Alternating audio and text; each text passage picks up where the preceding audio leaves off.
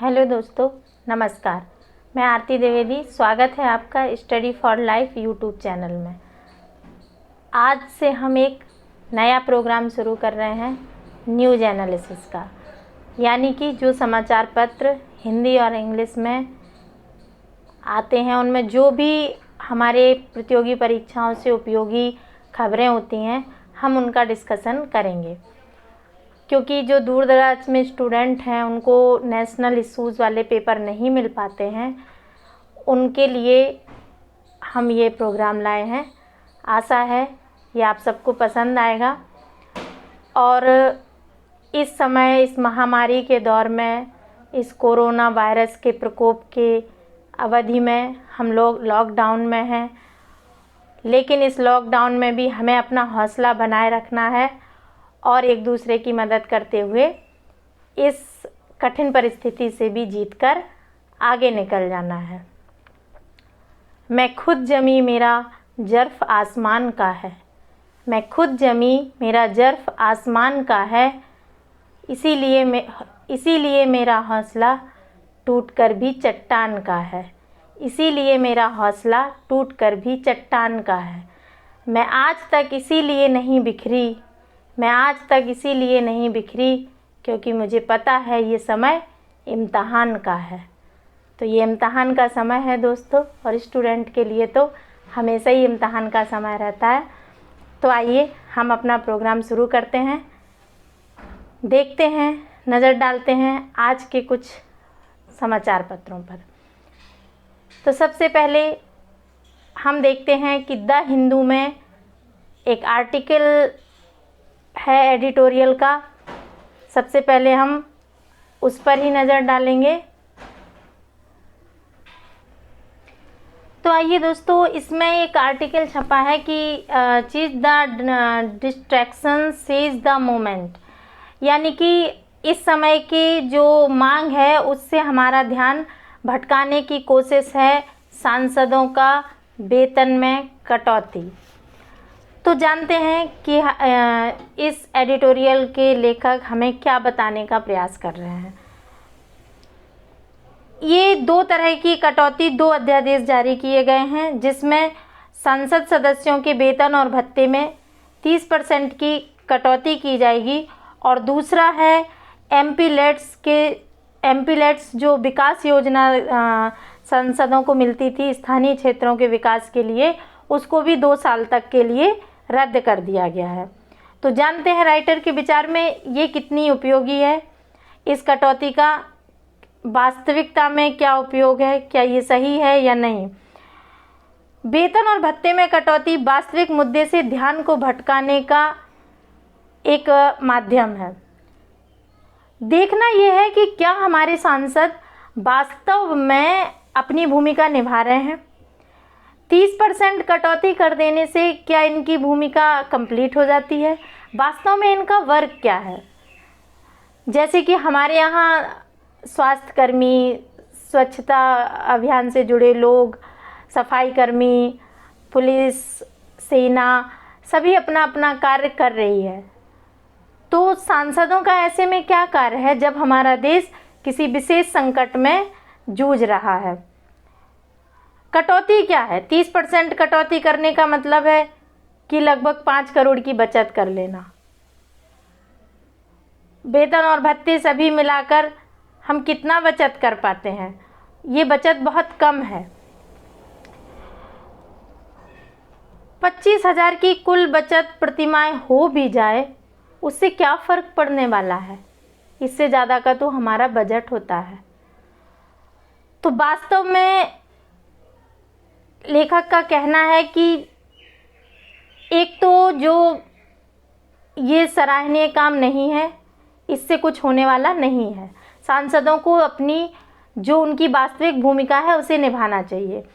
दूसरा, जो एमपीलेट्स में कटौती की गई है, जो उसे 2 साल के लिए रद्द किया गया है, लेखक का कहना है कि उसे तो बंद ही कर देना चाहिए, उसका कोई विशेष प्रयोग नहीं है। थोड़ा सा नज़र हम विदेशों पर डालें तो देखते हैं कि यूके में कटौती के बजाय सांसदों का वेतन भत्ता बढ़ा दिया गया है। कारण कि उनसे एक्स्ट्रा काम लिया जा रहा है, वो लोग अपने घर बैठकर एक्स्ट्रा काम कर रहे हैं, जबकि हमारे यहाँ ऐसा नहीं हो रहा है और ये बहुत दुखद है। 22 मार्च को जब जनता कर्फ्यू लगा था, उसी के अगले दिन से 23 मार्च से हमारी संसद स्थगित कर दी गई थी। तो संसद स्थगित कर दी, ठीक है, भीड़ नहीं जुटाना चाहते थे, पर हमारे पास वीडियो कॉन्फ्रेंस का एक उपाय था। हमें उस साधन को अपनाकर अपना काम करना चाहिए था। जिस प्रकार से न्यूज़ चैनल वाले अपनी खबरें अपने घरों से दिखा रहे हैं, जिस प्रकार से अन्य कर्मचारी भी स्टे होम करके अपना काम कर रहे हैं, उस तरह से सांसदों को भी अपना काम करना चाहिए था। आनन फानन में वित्त विधेयक को पारित करना, ये बिना बहस के सारे कार्यक्रम हो जाना, ये ठीक नहीं था। हमारे सांसदों को चाहिए कि वो प्रॉपर अपना काम करें। वेतन भत्ते में कटौती उनका योगदान नहीं हो सकता। उनका योगदान होता कि वो अपने कर्तव्य को पूरा करते, वो अपनी वास्तविक भूमिका में आते। तो इसी को बताने के लिए इस आर्टिकल में लगभग यही बताया गया है कि चाहें तो सांसद इसमें सुधार भी कर सकते हैं और अब वीडियो कॉन्फ्रेंस करके इस मुद्दे से निपटने के लिए कुछ बहस हों, कुछ उपाय जारी किए जाएं, ये सांसदों का काम है।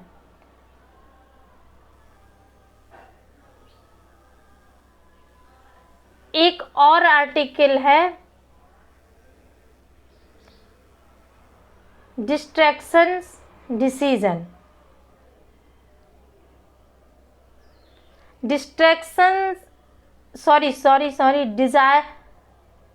डिजास्टर्स डिसीजन, यानी कि विनाशकारी निर्णय। विनाशकारी निर्णय किसके द्वारा लिया गया? तो इस आर्टिकल में दिया है कि WHO के लिए अमेरिका ने, वहाँ के राष्ट्रपति ने ये डिसीजन लिया है कि हम WHO की फंडिंग रोक देंगे, क्योंकि वो अपना कार्य सही से नहीं कर रहा है, उसमें पारदर्शिता नहीं है। चीन के द्वारा इस बीमारी में चीन का साथ दिया, उसने सही समय पर नहीं बताया, इस तरह की बातें ट्रंप को दिखाई दी और ट्रंप ने कहा कि हम WHO की फंडिंग रोक देंगे। लेकिन वास्तव में क्या ये सही होगा कि WHO की फंडिंग रोक दी जाए? कुछ लोग ये भी कह रहे हैं कि जैसे UNO का कहना है कि ये सही समय नहीं है फंडिंग रोक देने का। इस समय अगर फंडिंग रोक दी जाएगी तो जो देश इस बीमारी से निपटने में सक्षम नहीं हैं, उनके लिए ये एक कठिन कार्य हो जाएगा कि उन्हें फंडिंग कहाँ से मिले। WHO उन्हें मास्क प्रोवाइड कराता है, उनके लिए दवाइयाँ उपलब्ध कराता है, उन्हें कर्ज देता है, किसी भी बीमारी से निपटने के लिए वो संभव नहीं हो पाएगा। और इसके लिए चीन ने भी कहा है कि इस समय नहीं रोकना चाहिए, अन्य देश भी इसके साथ खड़े हुए हैं। वास्तव में क्या WHO की गलती है? क्या WHO ने ऐसा कुछ किया है? तो अभी इसका कोई भी साक्ष्य नहीं मिला है। जैसे ही WHO को चीन ने, हो सकता है कि चीन ने इसे छुपाया हो, लेकिन WHO की ऐसी कोई जानकारी सामने नहीं आती है। जैसे ही WHO ने को पता चलता है और वो इस बीमारी के बारे में सभी को आगाह करता है। लेकिन ट्रंप के अपनी भी महत्वाकांक्षाएं इतनी थीं कि उन्होंने सही समय पर सही डिसीजन नहीं लिया। लेखक का कहना है कि ट्रंप को अर्थव्यवस्था अधिक महत्वपूर्ण दिखी स्वास्थ्य के आगे। उन्हें लगा कि ये बीमारी उतनी भारी नहीं है, अगर हम इस बीमारी के लिए लॉकडाउन करेंगे तो हमारी अर्थव्यवस्था पीछे चली जाएगी, और स्वास्थ्य से अधिक धन को महत्व दिया, जबकि ये गलत था। कहा जाता है wealth is lost, nothing is lost, health is lost, something is lost. तो हेल्थ ज़्यादा महत्वपूर्ण है बजाय अर्थ के। हमारा अस्तित्व रहेगा तो हम और अर्थ कमाएंगे और जीवन जिएंगे, अगर नहीं बहुत हाई फाई जी पाएंगे तो साधारण जिएंगे। पर महत्व ये था कि गलती किसकी थी? तो ट्रंप की गलती अधिक नज़र आती है बजाय WHO के। WHO का ऐसा कोई साक्ष्य नहीं मिला है। उसने आगाह किया, दूसरे देशों ने भी इसे समय पर अपनाया।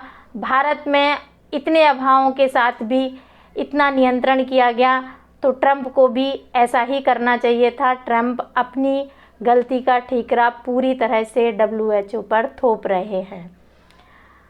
आइए एक और आर्टिकल है,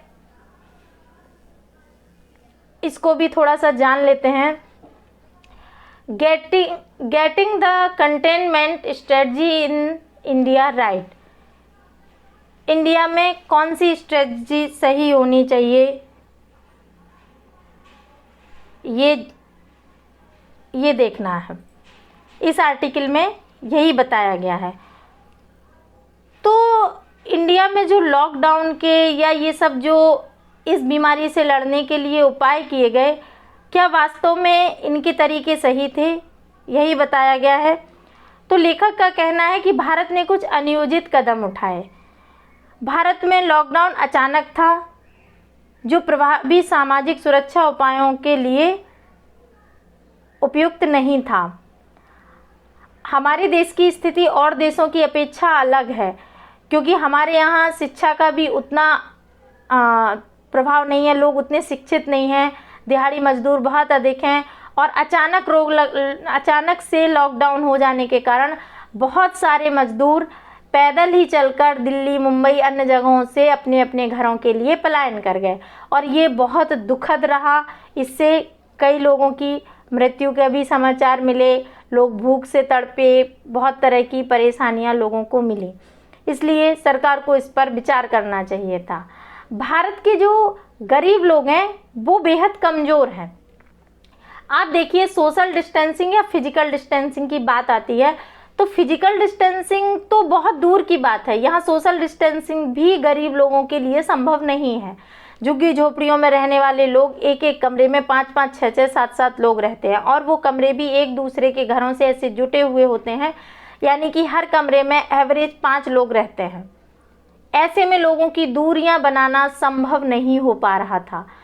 तो सरकार को व्यवस्था करनी चाहिए थी रैन बसेरों की, लोगों को अलग अलग किस तरह रखा जाए, उनके खाने की, तब जाके लॉकडाउन करते। क्योंकि बहुत पहले इसका पता चल गया था, विदेशों से लोगों को लाया जा रहा था, तो देश में भी इस बात का ध्यान किया जाता कि हमारा देश गरीब लोगों का देश है और इनके पास रहने को भी प्रॉपर व्यवस्था नहीं है।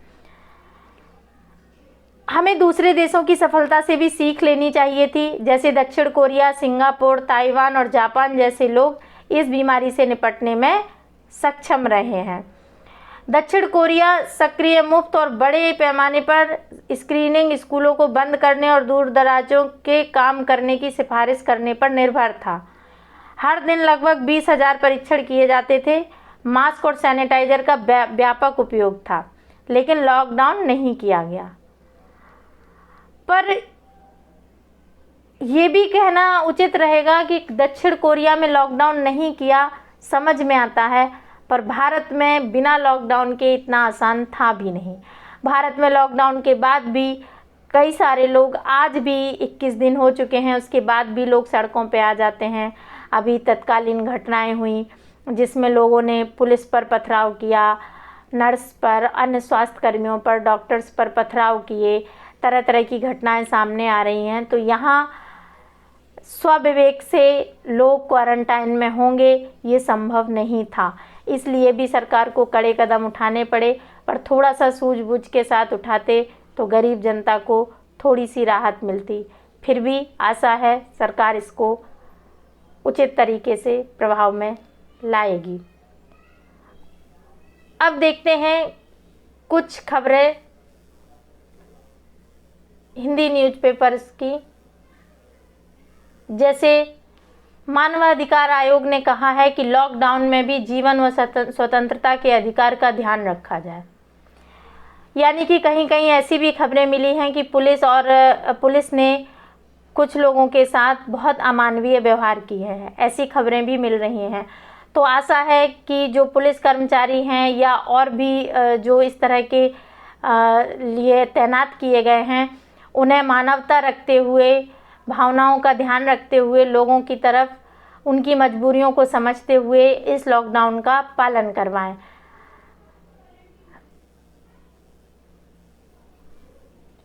एक बड़ी खबर है इस दुखद सूचना में कि मानसून पर नहीं पड़ेगा एल नीनो का प्रभाव, यानी कि इस बार बारिश पूरी होगी, एल नीनो का प्रभाव नहीं पड़ेगा।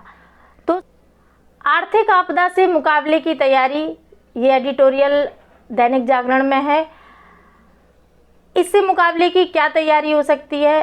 क्योंकि इस समय कोविड-19 के कारण अर्थव्यवस्था एकदम धराशायी हो गई है। 20 अप्रैल से कुछ कुछ चीज़ें खुलने की संभावना भी है, पर फिर भी आशा है कि सरकार अब छोटे छोटे उद्योगों को महत्व दे, उन्हें बढ़ाए और उनके लिए सब्सिडी दे, ऋण मुहैया कराए कम ब्याज दर पर। ऐसा इस आर्टिकल में बताया गया है। स्वास्थ्य सेवाओं की चिंताजनक स्थिति। हमारे देश में स्वास्थ्य सेवाओं की चिंताजनक स्थिति है, क्योंकि हमारे यहाँ जो बजट है उसका बहुत कम हिस्सा स्वास्थ्य पर खर्च किया जाता है, और यही कारण है कि आज अचानक बीमारी आ जाने पर उथल पुथल हो रही है, क्योंकि पहले से ही स्वास्थ्य की सेवाएं ठीक से समयोजित ढंग से नहीं बनाई गई हैं। पूरी तरह से हमारे पास वेंटिलेटर, हॉस्पिटल नहीं है, यहाँ बहुत कम है। मैंने खुद जाके एम्स में देखा है, इमरजेंसी पेशेंट लाइन में लगे लगे उन पर स्ट्रिप चढ़ती रहती है, और वो लाइन में होते हैं इमरजेंसी पेशेंट। तो हमारे यहाँ वेंटिलेटर, इमरजेंसी वार्ड जैसी सुविधाएं बहुत कम है, इन्हें और बढ़ाने पर ध्यान दिया जाना चाहिए, और आशा है कि इस परिस्थिति से कुछ सीख भी मिली होगी। और सिक्किम के लिए एक, हमारे भारत में सिक्किम एक ऐसा राज्य है जो कोविड-19 से अछूता है। यहाँ पर कोविड-19 का एक भी पेशेंट या एक भी संक्रमण व्यक्ति नहीं मिला है। ट्रंप ने रोकी WHO को दी जाने वाली आर्थिक मदद, इसको हम बता चुके हैं द हिंदू के एडिटोरियल में। तो आज के लिए इतना ही दोस्तों। आशा है आपको ये जानकारी लाभकारी होगी, और आगे से हम पर डे जो भी ज़रूरी न्यूज़ रहेंगी हम डिस्कस करेंगे। धन्यवाद। अगर आपको ये पसंद आए तो इसे लाइक करें, शेयर करें और सब्सक्राइब करें, और सुझाव हो तो कमेंट्स बॉक्स में ज़रूर लिखें। धन्यवाद।